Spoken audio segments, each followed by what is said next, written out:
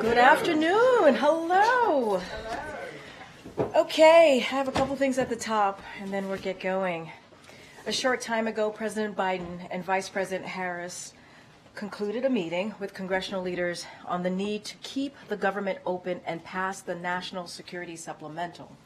In the meeting, the President made clear that Congress must take swift action to fund the government and prevent a shutdown. A shutdown would cause needless damage to hardworking families, our economy, and our national security. The only path forward is through bipartisan bills that are free of extreme policies. The President also emphasized the urgent need for Congress to stand with Ukraine as it defends itself against Russia's brutal invasion. Ukraine has lost ground on the battlefield in recent weeks and is being forced to ration ammunition and supplies due to congressional inaction.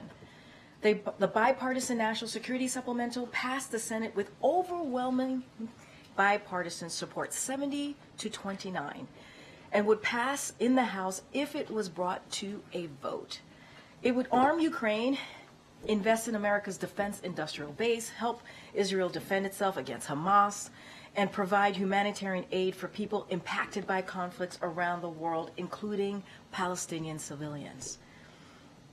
The President called on the House to support our national security and pass the supplemental and made clear the dire consequences if they failed to act. Now today, in the wake of the Alabama Supreme Court decision threatening access to IVF treatment, Secretary Becerra is in Alabama today to hear from families and healthcare professionals. Today's visit is a critical part of the Biden-Harris administration's ongoing work to hear directly from families impacted by the Republican elected officials' extreme agenda.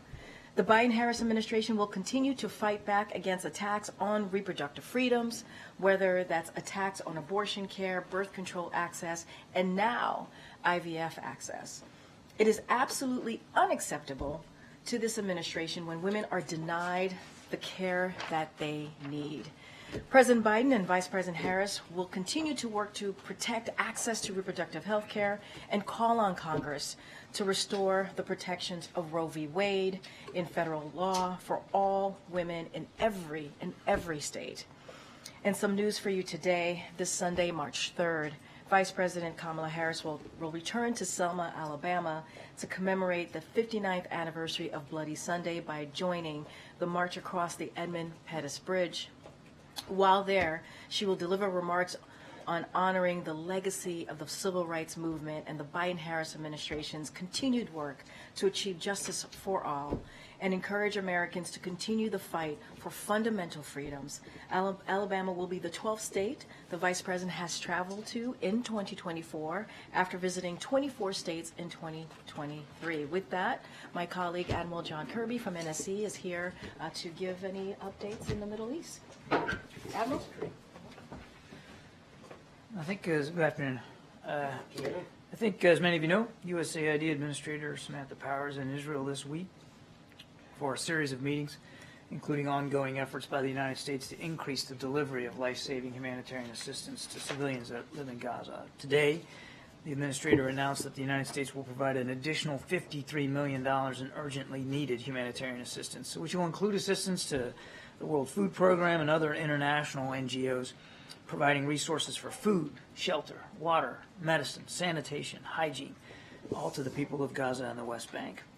This brings the total amount of funding announced by the United States government since the 7th of October to more than $180 million. Now, there's no question that much more aid is needed to address the critical and urgent needs on the ground. That's why President Biden and the entire team will continue to work every day to increase the flow of humanitarian assistance into Gaza, while also prioritizing the safety of civilians and aid workers. That's also why we are working so hard on a temporary ceasefire, to not only get the hostages out and the fighting paused, but all to get that critical humanitarian assistance in and to increase the flow. There's just not enough getting in right now. There was significant progress towards those ends last week following U.S. engagements in the region. We're building on that progress this week, and the President and his team remain engaged around the clock with multiple partners in the region.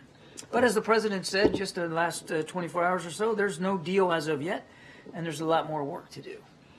Speaking of more work to do, the United States took additional action today to counter terrorist financing and to disrupt Houthi attacks on international shipping. In coordination with the United Kingdom, we sanctioned the deputy commander of Iran's IRGC, Mohammad Reza Falazadeh, for his role as a Houthi-affiliated operative and for owning and operating a vessel used to ship Iranian commodities in support of both the Houthis and the IRGC. We also designated 2 additional companies that own and operate a vessel involved in shipping more than $100 million worth in Iranian commodities on behalf of Iran's Ministry of Defense. The Biden administration has now administered over 55 separate Iran sanctions rollouts targeting more than 550 individuals and entities. All told, we've taken targets with Iran's involvement in human rights, abuses, hostage-taking, missile, drone, and non-proliferation programs. We have no plans to lift, waive, or provide any new sanctions relief for Iran, and we will continue to look for ways to take action and to hold them accountable. With that, take the question. Thanks, Karine. John, 2 subjects. First, with regard to Israel and the possible ceasefire, a senior official from Egypt told AP that there's a 6-week ceasefire that could go into effect, with Hamas agreeing to free up to 40 hostages, and Israel would release at least 300 Palestinian prisoners. Would those terms provide sufficient incentives to both sides to find a way to work together? We're still negotiating, and I am not going to negotiate from the podium. I'm not going to comment about those particulars. We're still working out the modalities of this arrangement, and we're hopeful that we can get there. And then, secondly, Secretary Yellen said today that she was looking toward unlocking the value of some $300 billion in frozen Russian assets to aid Ukraine. Does she want to spend that money, or is the U.S. looking to use it as collateral for like a debt issuance? What we're talking about here is the potential for using frozen assets. Back in 2022, we froze some $300 billion worth of Russian assets at the beginning of the war. What we're talking about is the potential of using some of those frozen assets to assist Ukraine in their ability to defend themselves, but also to potentially assist with reconstruction in Ukraine. Now, that also, we still believe Russia needs to be responsible for the damage they've caused in Ukraine, so it's not going to let them off the hook for that, but it could be used for that purpose as well. Are you going to spend it, or are you going to use it in an alternative way? Again, the idea would be exploring the option of being able to use those frozen assets to help Ukraine as they defend themselves and as they try to recover from 2 years of war. But I want to make a couple of things clear. Number one, we still need more legislative authorities from Congress for the president to be able to act on that, to quote-unquote spend it the way you're talking about. Number two, and this is not an unimportant thing, and the Secretary said this as well, we've got to have our coalition partners who also were involved in the freezing of these assets to come along with us. And so the conversations we're having now are with our allies and partners about making sure that they're on board with the usage of these frozen assets. Thank you, Karine. John, thank you. Next Monday is a very specific date that the president offered up for when this ceasefire could begin, especially, as you mentioned, if negotiations are still ongoing. So can you provide any insight about why he offered up the date of next Monday and what has to happen between now and then? He told you himself that he was getting advised by his national security team, particularly our national security advisor, about the progress that we were making and the direction in which the talks were going. We're hopeful and cautiously optimistic that we'll be able to get this pause in place very, very soon. And then secondly, has the president been briefed or seen Israel's plan to evacuate Rafah? We have not been presented with such a plan. Admiral, the president referred to his hopes for a ceasefire. You have used the word pause. Previously, he has talked about temporary ceasefire. Is he shifting his sense of what kind of a cessation in violence would be, how long it would be? Anything on that is new in his view? I wouldn't say that there's anything new, Kelly. I mean, a humanitarian pause, temporary ceasefire, they're roughly the same things. We're not talking about anything different. What we're hoping to do, difference though, when the president says ceasefire, it carries a different sort of weight. What we're hoping to do is to get an extended pause in the fighting. I just called it a temporary ceasefire myself. That would allow for several weeks, hopefully up to 6, where there would be no fighting, so that we can get all the hostages out, increase the flow of humanitarian assistance, but just as critically, get the fighting stopped so that there's no more civilian casualties and there's no more damage to civilian infrastructure. Now, the last pause was a week. What we're hoping for is much more aggressive than that. And as we've said before, we also hope that if we can get that in place and both sides can abide by it for the course of several weeks, maybe up to 6, that maybe that could lead to something more in terms of a better approach to end the conflict writ large. Thanks, Admiral. Just to follow on Weej's previous question, though, we've learned, according to an Israeli source, that Netanyahu was quite surprised by the president's comments about his expectations that there would be a ceasefire by Monday. So that doesn't bode a lot of optimism that one of the key parties was surprised by that timeline the president had set. So why did he say Monday?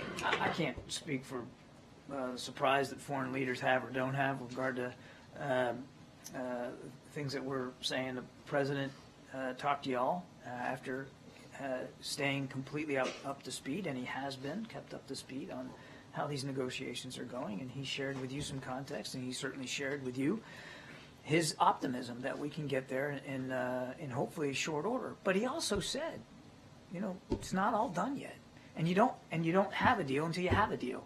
We don't have one right now. So the team is still working at this very, very hard, as I said in my opening statement, around the clock. But we believe that we are getting closer. And while we don't want to sound too sanguine or Pollyannish about it, we do think that there's been some serious negotiations. And after Speaker Johnson's meeting with the president, it doesn't really sound like he's changed his mind on Ukraine. He again reiterated that the border needs to be addressed before Ukraine. So given this current trajectory, what does that mean for Ukraine and its battlefield needs? I'd also point to what he said about, you know, taking up the issue of Ukraine funding in a timely fashion. He said that right out there outside the West Wing. And we know that he does support funding for Ukraine. He said so himself. We know that the significant House leadership, and certainly on both sides of the aisle in the House, support funding for Ukraine. Now the question is, when you say a timely fashion, what do you mean by that? I can tell you, to the Ukrainian soldier on the battlefront, timeliness is now. It's right now. As you and I just came back from the weekend, the Russians started taking some other towns and villages. Now they didn't, nothing to the significance of Avdiivka in terms of the logistics hub that they want to create there. But they're on the move. This is not some frozen conflict. And so we urge the Speaker, when he says a timely fashion, that he actually lives up to that. Because again, to the Ukrainian soldier, the time is right now.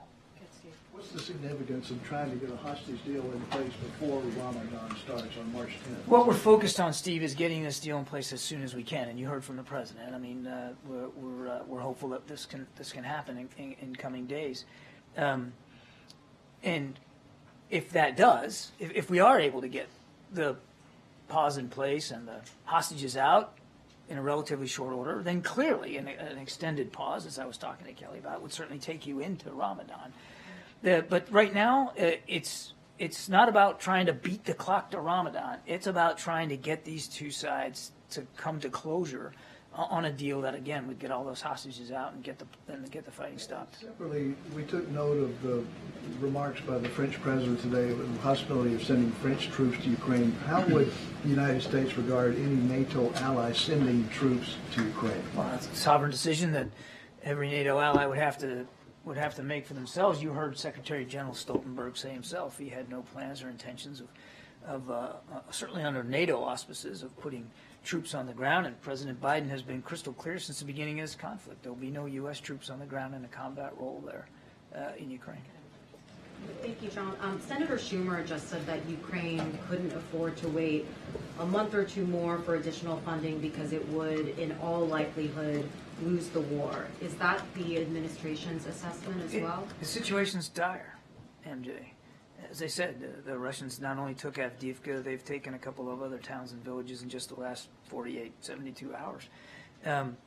These guys these Ukrainian soldiers on the front, I mean, they're making some real tough decisions about what they're going to shoot at and what they're going to shoot at it with.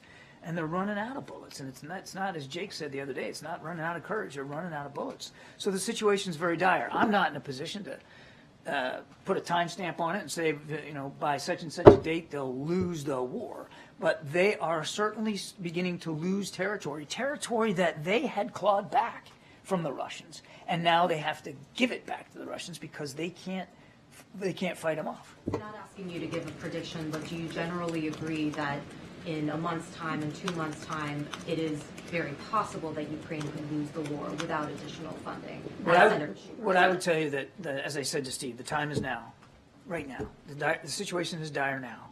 I can't predict what it'll look like in a month or two because I can't predict what the Russians are going to do. But certainly, if, just for argument's sake, if they continue to get no support from the United States, in a month or two, it is very likely that the Russians will achieve more territorial gains and have more success against Ukrainian front lines in terms of just territory gain, mostly in the east, but potentially even in the south. Just a quick follow-up on Israel.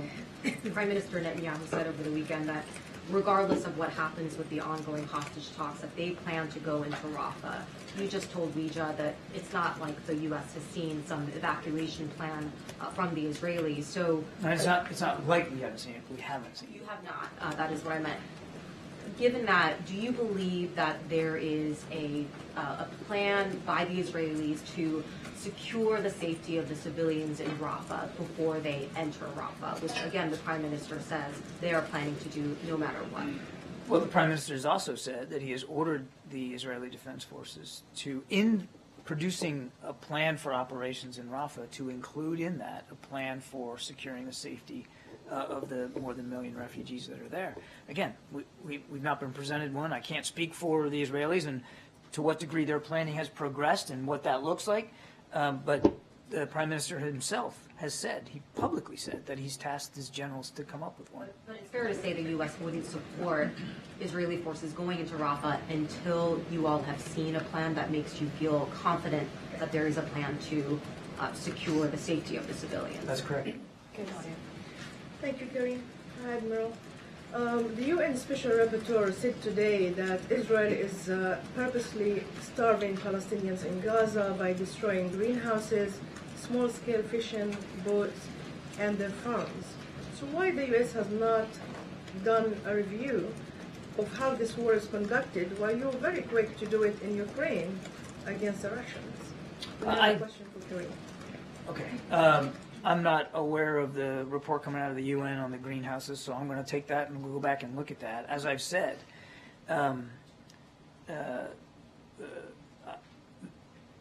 there is a process of supporting foreign militaries. We are following that process. And the State Department has acknowledged that, that when they are alerted to incidents of concern, they do look into them. It's not a formal review, it's not some investigation, but it's part of the normal process of security assistance to a foreign military. Now, whether they're looking at this one, I don't know. You have a question for Karine? Question about the Arab American community leaders today. Yeah. They said that their vote of non-committal is an appeal to the White House, to the president, to stop the killing of their relatives in Gaza. Yeah. So how will the White House change their strategy to address this issue that Arab Americans are concerned about? So and calling for? I'm going to be really mindful because we're talking about an election, so I'm not going to comment on an upcoming election. But there's a couple things I do want to say, which I think is incredibly important. First of all, you know that senior officials have gone to Michigan as of late, earlier this month, to meet with Muslim and Arab Americans, and we understand, right, during a very deeply painful and personal moment, right? We understand what they're going through. We understand what this means to this community, and the president understands that too. So we care very much about about that and what the community again is going through, and we wanted to convey that very strongly, obviously, which is why you had senior officials go to Detroit, go to Michigan to have those conversations. And look, we know it's been a difficult time. The president cares about that. He cares about what that community is feeling very deeply, and we believe it's important that they feel that they are able to express themselves and voice their feelings and their concerns. And so, look, you heard the Admiral talk about the hostage deal, the temporary ceasefire. That is why it is so critical and important to get that done. That is why you've seen this president and his administration work 24/7 to get that done, so we can get a temporary ceasefire, so we can get that humanitarian aid into Gaza, so that we can get those hostages. And we have American hostages that are part of that number as well. We want to get those hostages home to their families, to their loved ones, and the president's not going to stop. You heard him yesterday in New York. He's not going to stop until we get that done. So I'll leave it there. Let me let the Admiral finish. Thanks, Karine. Thanks, Admiral. Just going back to President Macron's comments about not ruling out Western troops on the ground in Ukraine. Has President Macron discussed that suggestion with President Biden at all? I won't go beyond the readout of the conversation. I don't have anything more to add on that. Very briefly, you said as well that President Biden has said before that he would not send US troops to Ukraine in a combat role. The French foreign minister suggested that Western troops could be sent for demining or arms production or cyber. Is there a possibility is that something that would be considered by the US? No, the only U.S. Military personnel that are in Ukraine are associated with the embassy as part of the Defense Attaché office, and they're doing important work in terms of helping us with the accountability of weapons and systems that are provided to Ukraine. The president's been clear there's not going to be U.S. troops on the ground in Ukraine. Thank you so much, Karine. Hi, John. One about Gaza and another one about Ukraine. On Gaza, what makes the president confident the ceasefire can be reached in a week? Any breakthroughs that made him confident about that? And any comment about the number of civilians dead in Gaza reaching 30,000? How many more will have to die until the U.S. agree with a permanent ceasefire? We don't want to see one more die, which is why this pause we're working on is so important. The president was reflecting updates that he'd been getting from the national security team about the progress of those talks. We're hopeful. And as I said earlier, cautiously optimistic that we can get there, and hopefully in short order. But it's been a lot of diplomatic work, a lot of negotiations to try to get us to this point, and we're not there yet. I think that's important to say. The president made that clear too. It's not you don't have a deal till you have a deal. We don't have a deal right now. But as for how many more should die, again, I've said many times before, the right number of civilian casualties is 0. We don't want to see one more person, an innocent person, killed in this conflict, which is, again, why this 6-week or so pause could be so effective in terms of reducing the number of civilian casualties and giving us some breathing space to get more humanitarian assistance in and potentially talk about an end to the conflict. Another one on Ukraine, very quickly, because Senator Schumer described the meeting on Ukraine as the most intense he ever had in the Oval Office. How does the president feel about it after the meeting? Does he believe a deal can be reached? He's more or less optimistic about it. The president believes that it's important to continue to have these conversations. He believes it's important to make sure that, certainly in the speaker's case, that he makes the case for why it's important for this supplemental funding. Obviously, the big purpose of the meeting today, as Karine already let you guys know, was really about preventing a government shutdown. But clearly they had the opportunity to talk about the national security supplemental, and the president made his case. A couple of topics. One, with the grassroots communities meeting with the president and administration officials. Going back to the Dearborn, Michigan issue, you've got a large contingent of Arabs, you've got a large contingent of Muslims, as well as Jewish people. Karine, you just said you're listening. For both of you, as you're listening, are you taking anything in as to what they're saying in these conversations? Are you acting on any of what they're saying? Absolutely. We take these conversations very seriously, and without getting into specific details or disclosing some of the things that we've been hearing, we are taking them on board, and we are willing to adjust the way we're approaching the conflict and the way we're talking about the conflict to reflect those concerns. But we're taking them very seriously. So as you're taking them in and taking them seriously, it sounds like you're acting on some of what they're saying. Is it more on a political front, a humanitarian front, or a national security front that you're acting on with these grassroots conversations? I can only speak about the national security implications here, and I can tell you very much that because the National Security Council has been a part and parcel of these conversations, and we're coming back for them, we feel, informed, more educated, and certainly more understanding of some of the concerns that are out there in the Arab community and Arab American community. And again, we're taking that on board, and we're doing it, and we're acting on it. And I know as this meeting happened, and it was about preventing a government shutdown, but again, there is an intertwining of foreign affairs, national security involved in the budget. But is there a concern that it continues to be kicked down the road, because we've been kicking the can down the road since last year, and it just keeps going and going and going. We keep coming to this point. Is there a concern about that? Absolutely. I mean, one of the things that's been unfortunate throughout this appropriations process now for the entire time we've been in office is the use of continuing resolutions to try to keep the government going. And just not to get into too long an answer here, but when you're basing everything on a CR, that means there's certain things like in the defense world where you can't enact new contracts for weapons systems or ships or airplanes because the CR only allows you to fund to last year's numbers. So you're limited. You can't start some new programs, and you can't even pay for some programs using new funds because you're stuck with the last year's funding. So it absolutely has an effect on national security. Crippling the military, the U.S. military capabilities? It is definitely making it harder for the Defense Department to continue to support our global requirements when you are talking about continuing resolution funding. It definitely hampers your flexibility, no question about it. Thank you so much, John. I'll start with Israel, then move on to Ukraine. You just said it's not about trying to beat the clock to Ramadan in terms of a ceasefire, but how concerned is the administration about the possibility of escalation during Ramadan, during this holy month, and how it's going to be seen for U.S.-backed troops to be attacking?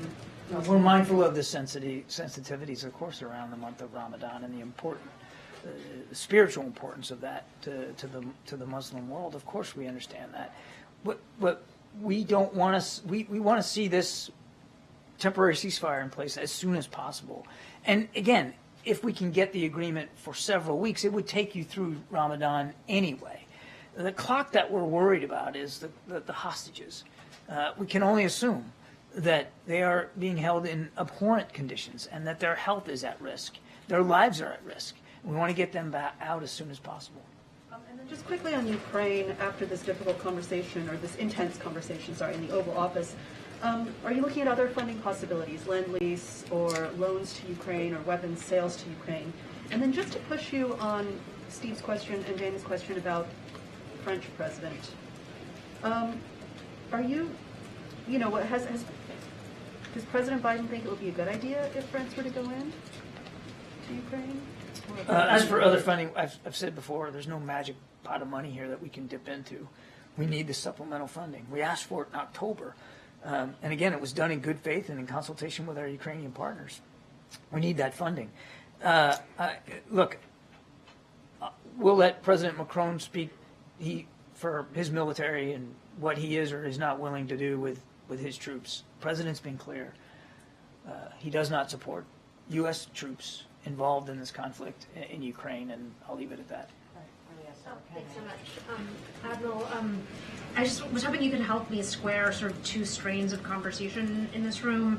One has been about the sort of conditions that the United States wants to see before Israel goes into Rafah. The president himself referenced this last night, saying that he'd want to know about plans for evacuation before they go in and take out the remainder of Hamas. Separately, we've been talking a lot about a ceasefire that could start as early as this weekend. So can you help me understand, is the idea here that there would be a invasion of Rafah before the ceasefire, or that's going to come after the ceasefire? I'm trying to understand how these two things are connected. I understand the confusion, but you actually do have to kind of consider them a bit separately. And again, I don't want to speak for the Israelis. They should speak to the operations they are or are not planning. All I can tell you is that we have been presented any kind of a plan to provide for the safety and security of the refugees there. And we've said very clearly we would not support Rafah operations unless or until there is a credible, achievable plan to provide for their safety and security. So I can't tell you what timeline the Israeli Defense Forces are on in terms of Rafah operations. At the same time, we are in active negotiations, and we are hopeful that we're getting to the conclusion or near the conclusion of those discussions and negotiations over a temporary ceasefire, which would, if enacted, last perhaps as long as 6 weeks from the time it was signed onto by both parties. In that 6 weeks, based on the idea of a temporary ceasefire, of course, there'd be no fighting, which means civilian casualties will come down, damage to civilian infrastructure will be stopped. You'll have breathing space to get more humanitarian assistance in, and of course, not unimportantly, we'd have the ability to get all those hostages out. The idea is to get them all out, all the hostages that are remaining. But that would have to happen over stages. So if we were able to get this in place, I can't give you a date certain on the calendar, but if we did, you can expect, should both sides abide by their commitments, several weeks of no fighting. So would that mean that Rafah invasion wouldn't happen, or would just be delayed? There'd be no fighting for the entirety of the agreed to time frame. No fighting anywhere. John, just on the Oval Office discussions today, Speaker Johnson came out and as he said before, that the southern border has to be addressed before Ukraine aid and funding. They are saying that this shouldn't be done legislatively, more so that it should be done by rolling back executive orders or changing it from an executive perspective. Is that part of these discussions, and is the White House ruling out undoing some of the executive orders from earlier on in the administration? I'd say a couple of things. First, the president has taken executive action at the border, and he certainly will continue to do so as appropriate and within the bounds of the law. He's also said that in order to make the changes, the fixes to border security, you got to have new legislation. A lot of this has to do with capabilities,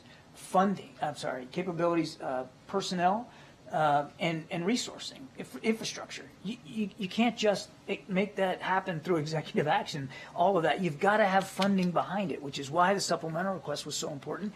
And the one submitted in October included border security. And the president said months ago he was willing to have a discussion with members of Congress about border security. Border security was in the supplemental request, and we worked with the Senate to get a bipartisan deal arranged that the Speaker said he absolutely insisted on, and then when it was delivered to him, he said no, he didn't want it. So there would have to be a legislative component to this if, let's say, Republicans are saying you can unlock Ukraine funding if you were to do something executive-wise on We were willing to have a discussion, and did with the Senate, about border security and Ukraine funding, as well as Israel and the Indo-Pacific. We're still willing to have those discussions. The Speaker has to decide exactly what he wants to do here and then move out. He says he wants to act in a timely fashion on Ukraine. Well, let's go. Let's get them what they need. And the President is more than willing to have discussions about the border. All right, we got to wrap it up. Good. At what point do you declare the supplemental dead or too late to help Ukraine? We need it now. I won't even begin to speculate about what would be too late. We're already, in some ways, too late. They lost the town of Avdiivka literally because of ammunition. So in some ways, it's already having a dramatic effect on the battlefield. Thanks, Adam. Appreciate it. Thanks, Adam. Give me 1 second.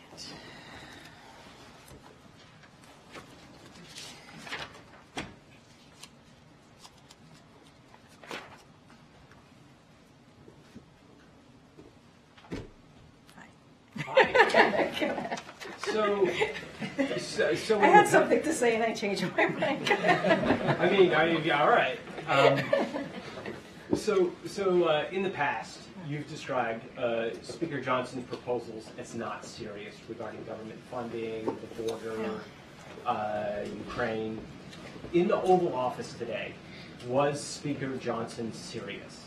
Did he meet the threshold that the White House has set in the past? So a couple of things. I know that Senator Schumer said it was intense. Yes, the meeting was intense, but it was also very productive. And I think that's important to take that into account. A couple of things that I would say is that all four congressional leaders agreed with the president and the vice president that a shutdown is unacceptable, But as you all know, the clock is ticking. It is ticking. It has been ticking for some time now, and it continues to do so, right, as it relates, obviously, to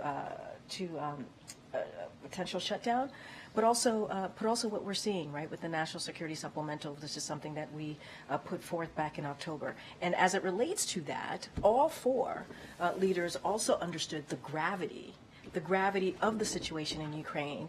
And they heard, and here's the thing, they heard a sobering account from the CIA director who was in the room about how Ukraine has lost ground on the battlefield. You heard me say that at the top in recent weeks because of congressional inaction. And so this is the reality. This is the reality that Ukraine is in.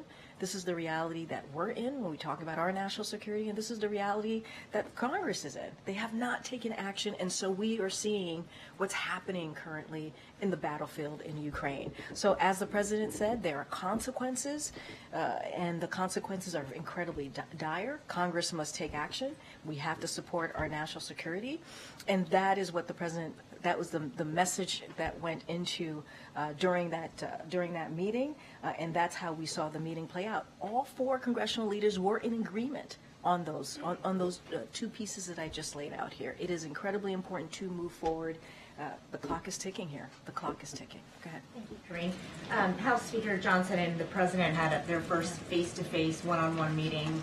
What can you share about how that went? So yes, and I think obviously the Speaker spoke to this himself when he was at the Sticks. The President and Speaker Johnson had a moment after the meeting, after the group meeting. I'm going to be mindful here. It was a private discussion, so I don't have a readout for all of you. But it was, you heard from the Speaker on how on his side of things. I just don't have anything else to share on the private meeting that they had. Okay, well, earlier you just said that this was a very productive meeting. Yeah. On the Ukraine funding front, what was productive about it? It seems like nothing has changed. Well, look, I mean, there's work to do, obviously, right? There's work to do, and we have said if the Speaker puts this on the floor, it would get bipartisan support. We believe that. We're talking about the National Security Supplemental, obviously. It would have bipartisan support. I just laid out how all four leaders heard directly from the CIA director about how dire it is and what we have seen in the last couple of months in Ukraine because of the congressional inaction. I mean, that is dire, right? That they heard dire reports from the CIA director on what is currently happening.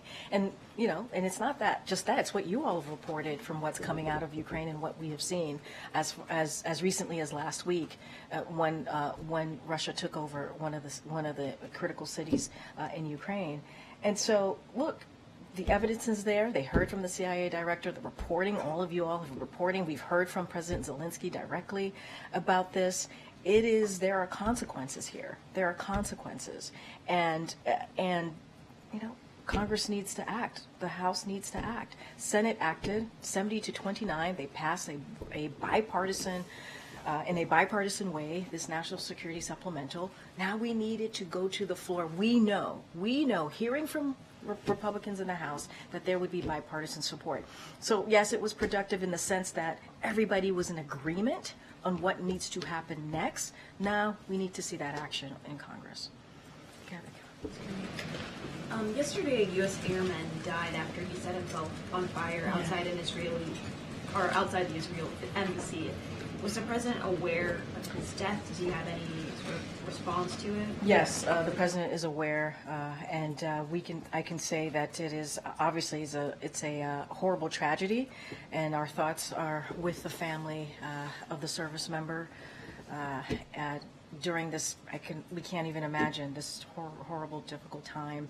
The Department of Defense and the Metropolitan Police are looking into this, so we're not going to get ahead of that. So I'll certainly refer you to them. But it is a horrific tragedy what occurred the other day.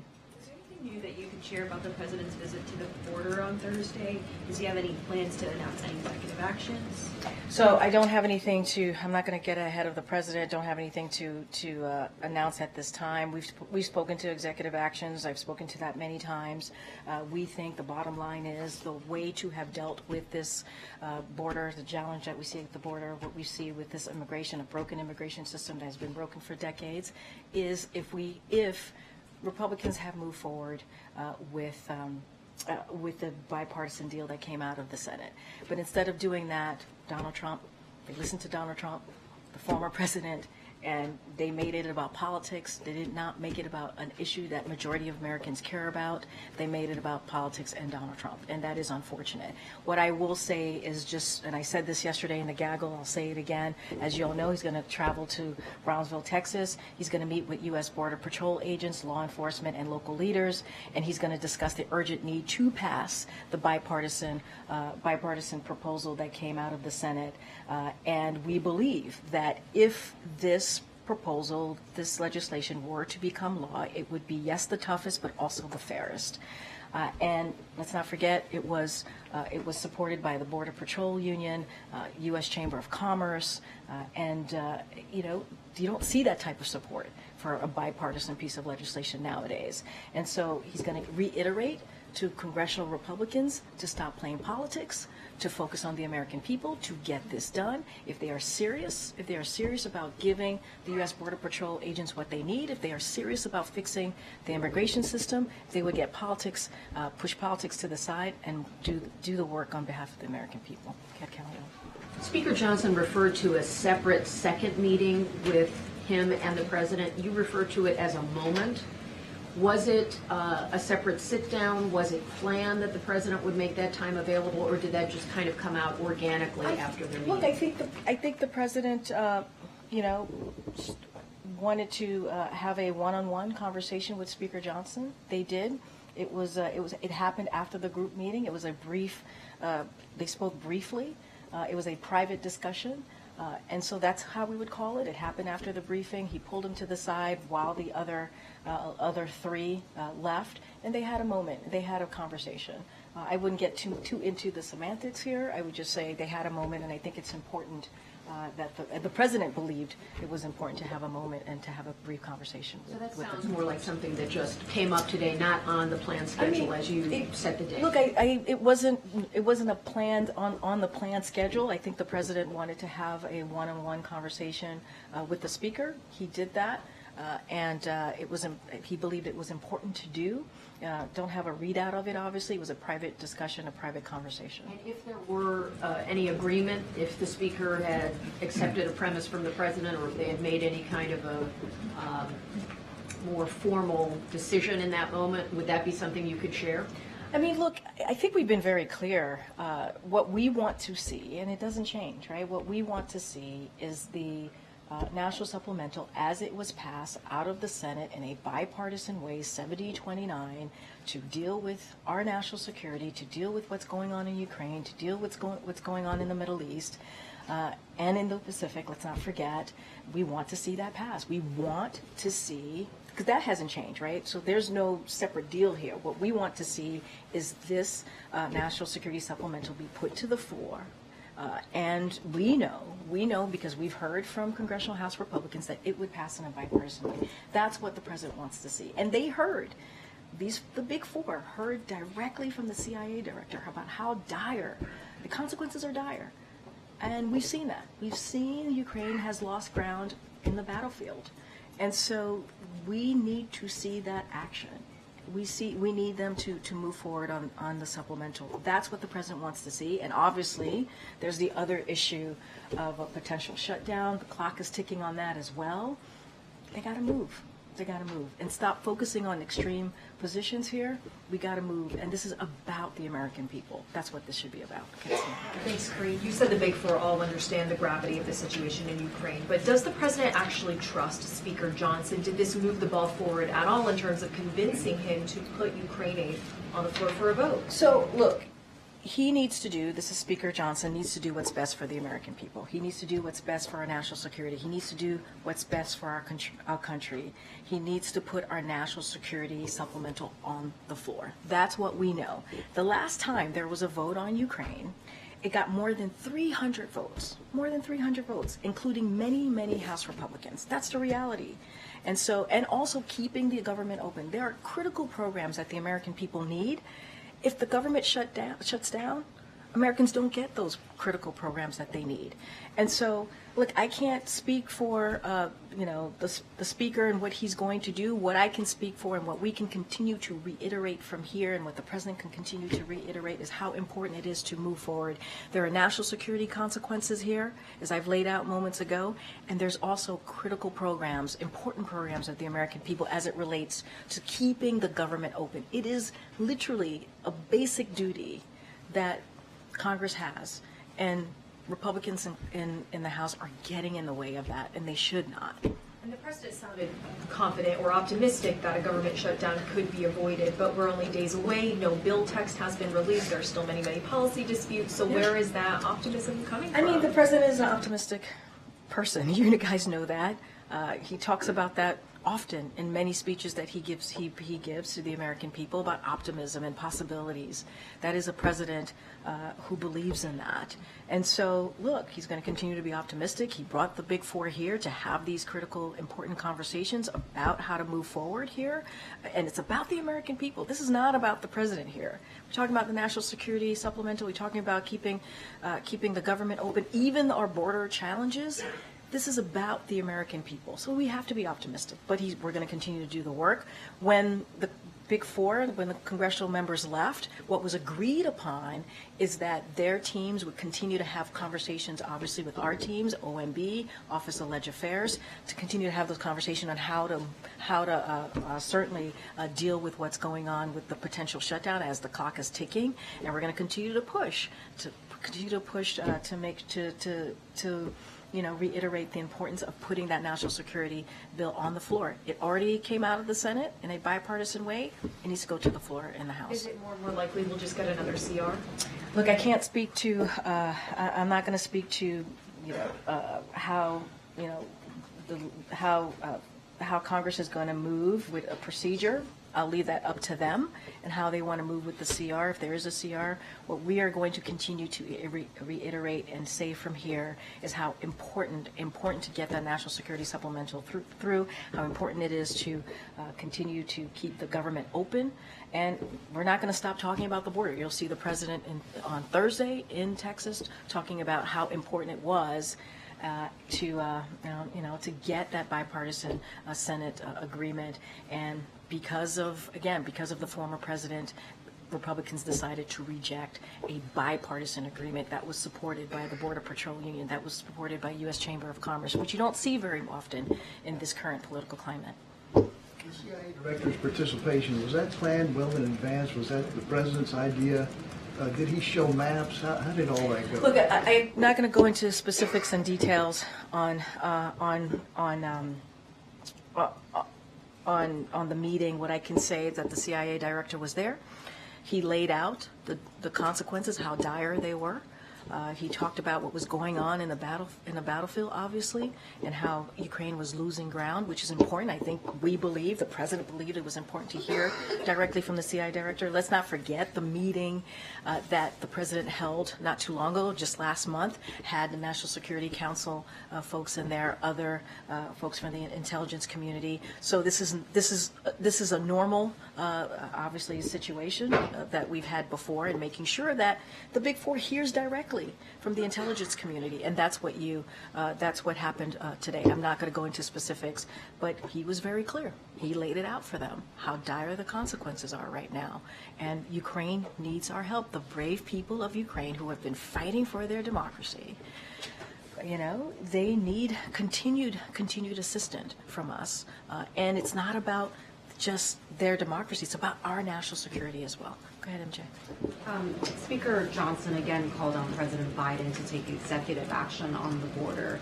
Does the White House at this point believe that it has many more executive actions that it can take, or does it believe that it's come close to exhausting those options? Here's what I'll say, MJ. We believe in order to deal with what's happening at the border, you need a legislative solution. You do. It doesn't matter. We don't believe, the bottom line is we don't believe that an executive action would amount to what this legislation, this bipartisan legislation, would have been able to do if it was enacted into law, if it was passed, obviously, and enacted into law. And what it would have done is been the toughest, but also the fairest, deal with providing resources, obviously, that's needed for law enforcement, and make some key changes as it relates to the immigration system. That's what we believe. I don't have anything to share about any additional executive action. As I've said before, don't have a decision here to share with all of you, but we fundamentally believe that if that bipartisan agreement that came out from the Senate was moved, or was even voted out of the Senate, and then obviously moved to the House and enacted into law, it would have been the first step, that beginning step, to deal with a real issue that majority of Americans care about. Anything else, I just don't have anything to share. Question on a different topic. Former President Trump suggested recently that his mugshot and his legal troubles are being embraced by Black people because they understand what it's like to be targeted and discriminated against. I just wonder, you are a White House that prides itself on, your relationship with the Black community, its, outreach to the Black community. The president himself talks frequently about how he believes he won in 2020 thanks to Black voters.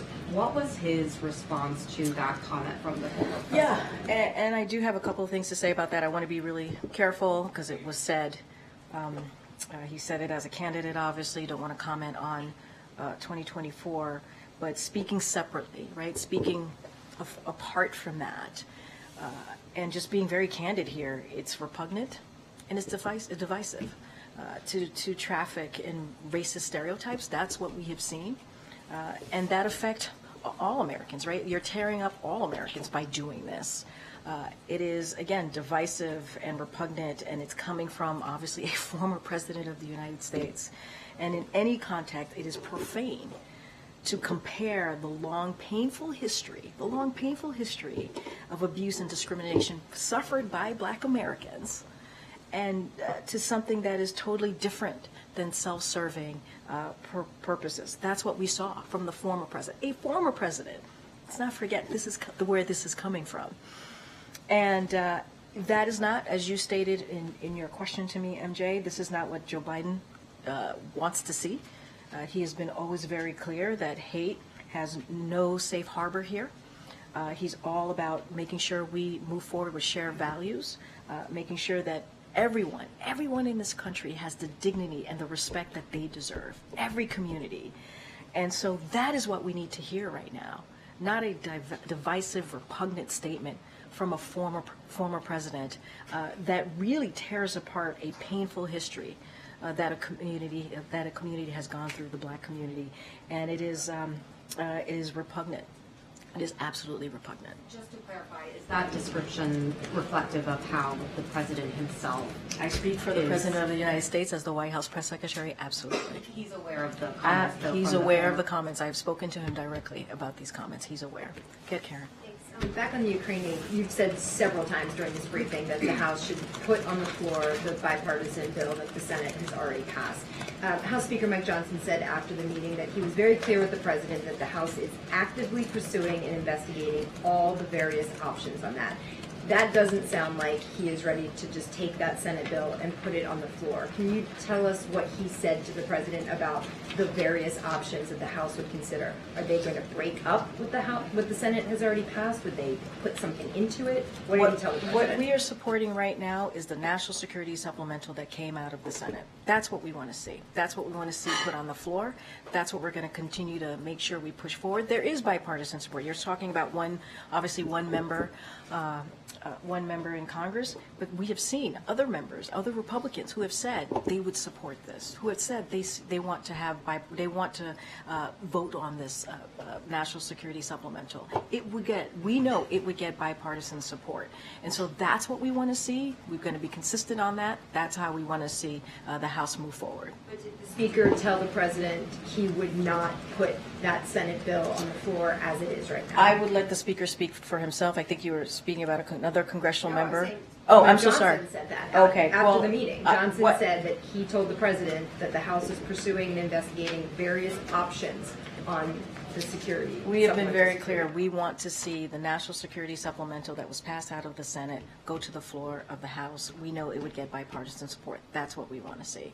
And what I said, and you are correct, all four congressional leaders understood the gravity as it relates to the national security supplemental, as it relates to Ukraine, the gravity of situation in Ukraine. They heard directly from the CIA director. We want to see the national security supplemental that came out 70-29 out of the Senate. It should be put to the floor. We know it would get bipartisan support. Hi, Karine, thanks. You've referenced several times that the bipartisan Senate border bill has been endorsed by the union that represents Border Patrol agents. Brandon Judd, the president of the National Border Patrol Council, the main union for the Border Patrol agents, will actually be joining Donald Trump on Thursday for his border visit, and he said he actually did not receive an invite from the White House. And we were wondering what your response to that is and if there was any reason why. So look, I will have more to share on what Thursday is going to look like. We'll have more to share on who is going to be joining the president. I don't have anything beyond what I just laid out, but it is a fact that the border patrol union did indeed support the bipartisan proposal that came out of the Senate, and I think that's important to state. I can't speak to him being with the former president in Texas. That's for him, obviously, to speak to, and we certainly will have more as we get closer to Thursday. All right, April, go ahead. Karine, this week the Vice President has been talking to groups about voting rights. She's, as you said at the top today, she's going to Selma on Sunday to commemorate Bloody Sunday, but the actual date of Bloody Sunday's anniversary is March 7th, the day of the State of the Union address. Now, with that said, is the President going to deal with the issue of voting rights within the State of the Union address that happens to fall on the historic date of Bloody Sunday? And what can he say and what will he say as we are now voting without the full protections of the Voting Rights Act? It's been completely gutted. So Yeah, what's he you're gonna right. do? It's been completely gutted, and it's shameful that it's been completely gutted. I'm not going to get ahead of the president's State of the Union address.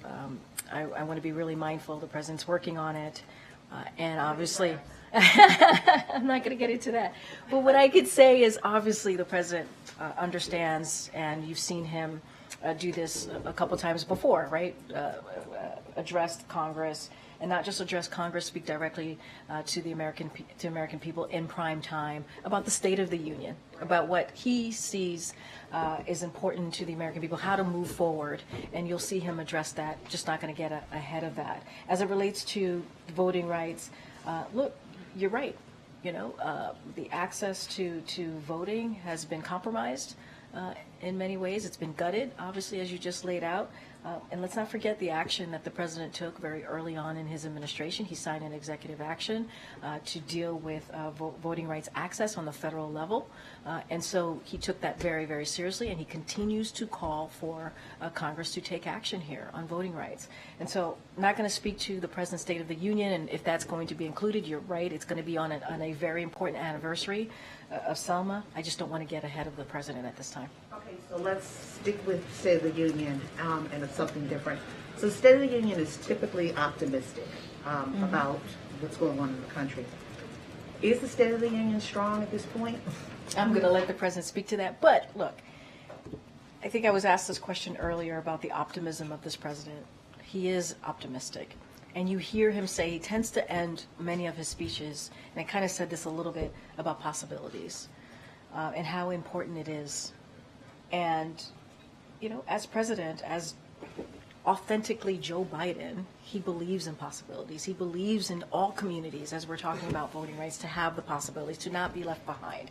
And you see that in every policy that he's moved forward with, especially his economic policies. You see that in all of the legislation to make sure that we have equity at the center of all of these important pieces of legislation and policy that we move forward with.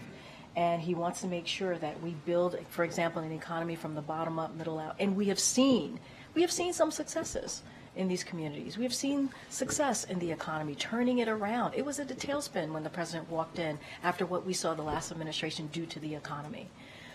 And so, look, he's going to continue to do the work. Again, I don't want to get ahead of this president. You'll hear from him directly, obviously, on that day of the State of the Union. But he is always optimistic. And I think it is important, I think for him it is important, as you speak to the American people, you have to show that optimism, even if there are still a lot of work to be done. All right, Gabrielle, I'm going to start wrapping it up. Okay.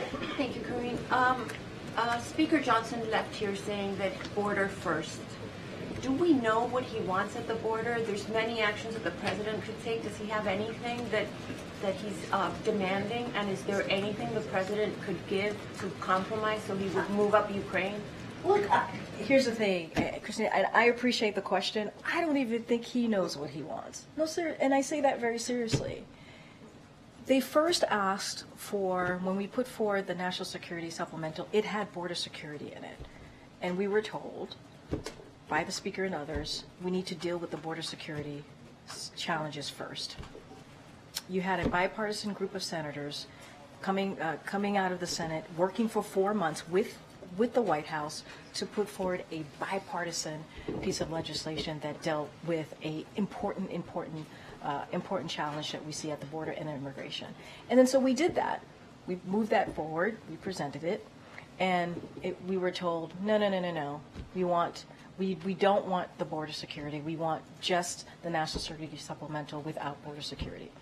Then the Senate goes back, and they pass the National Security Supplemental without border security, 70-29. We did that, or they did that, and the Speaker refuses to put that to the floor. So what is it that he really wants here? If you look at the border security deal, that proposal, it has components of that, has what the Speaker has been talking about for years. So the question is really for him, and let's not forget why that happened. That happened because Donald Trump told Republicans that if they move forward with the border security negotiated deal that came out of the Senate in a bipartisan way, that it would help this current president. It would help President Joe Biden. And they put politics first instead of the American people. That's what we've seen. That is what has been developing. You all have written about it. That's what we have seen. Now, we're going to continue to talk about the dire needs, the consequences that we're seeing in Ukraine, as you've just heard me say over and over again during this briefing, and the importance of getting that National Security Supplemental done. They heard directly from the CIA director, right, today. We're going to continue. The president's going to go to Texas, Brownsville, Texas, to be more specific, to talk about the importance of moving forward with the border security challenges, that particular negotiation that came forth in a bipartisan way. And let's not forget, the clock is ticking on a government shutdown. This is not how our government should be run here. House Republicans need to do their jobs. They need to do their jobs. They need to do what is best for our national security, what is best for the American people. I know you guys are probably tired of hearing me speak. We'll see you guys tomorrow. Thanks, Karine. Bye.